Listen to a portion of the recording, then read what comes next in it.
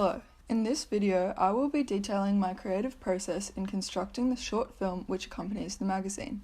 I'll be walking through my idea development and prototyping, the skills I used, problems I ran into, and will be evaluating the success of the final result. After brainstorming and gathering inspiration, I sketched up a rough storyboard of 16 keyframes that I would follow. In this storyboard I included the camera shot, angle, and frame description. This step of my process was helpful when filming, as I knew exactly what footage I needed to collect. It also really helped my direction when editing. Although I did add more frames throughout the sequence, I followed the keyframes roughly. After evaluating a range of filming locations, I decided to film at Kirribilli due to its versatility of settings. I filmed Lorenzo using a Nikon D5100 DSLR. I filmed many still plain shots and challenged myself to transform them to create a dynamic, fast-paced film through my editing skills. I spent about 5 days editing my film on Adobe Premiere Pro. However, after re-watching my footage, I realized that I hadn't gathered as much content as I would have liked to. This challenged me to creatively reuse footage I already had by slowing it down, repeating it, and cutting it. In this screen recording, I show an example of how I recycled footage. For the ending sequence, I used a 20-second clip which shows Lorenzo sitting on the mattress. However, the footage was extremely shaky and unstable. I sped up the clip by 400% to create a chaotic mood with the shaky filming. I then reversed the clip again and played them through. In between these clips, I added a stable close-up shot of sneakers to contrast the chaotic footage on either side of it. In this sequence, I was really satisfied with how I utilized shaky footage, which I would usually just deem as unusable. To create the foot tapping sequence, I began with warping the footage using the turbulent displacement effect.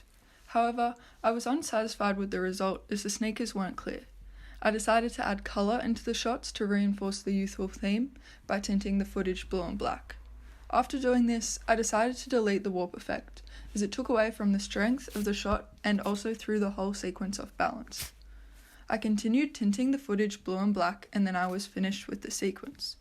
I was really happy with this sequence. The repetition created tension, and the dark blue and black added to the suspenseful atmosphere. I used a range of transitions throughout the film. To create this overlay transition, I overlaid a shot of Lorenzo walking over a mattress onto a still mid-shot of Lorenzo sitting on the mattress.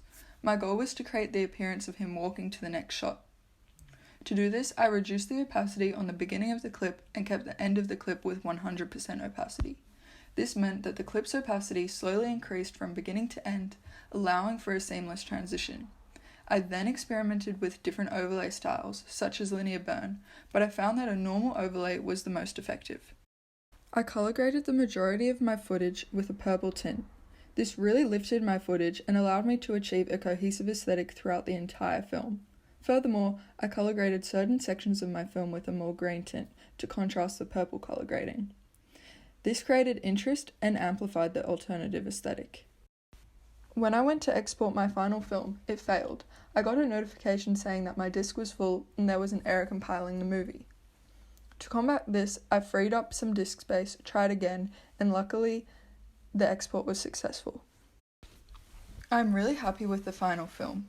It encapsulates the adolescent experience, linking cohesively to the magazine. The film showcases my abilities in filming and editing, with a range of techniques. In making this film, I pushed myself to transform the bleak footage to create a chaotic and edgy aesthetic.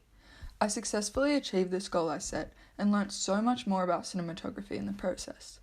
I also practiced syncing video to sound, cutting clips into smaller segments and lining them up to the lyrics of the song. I managed my time effectively in making this film, starting and finishing the task within 2 weeks.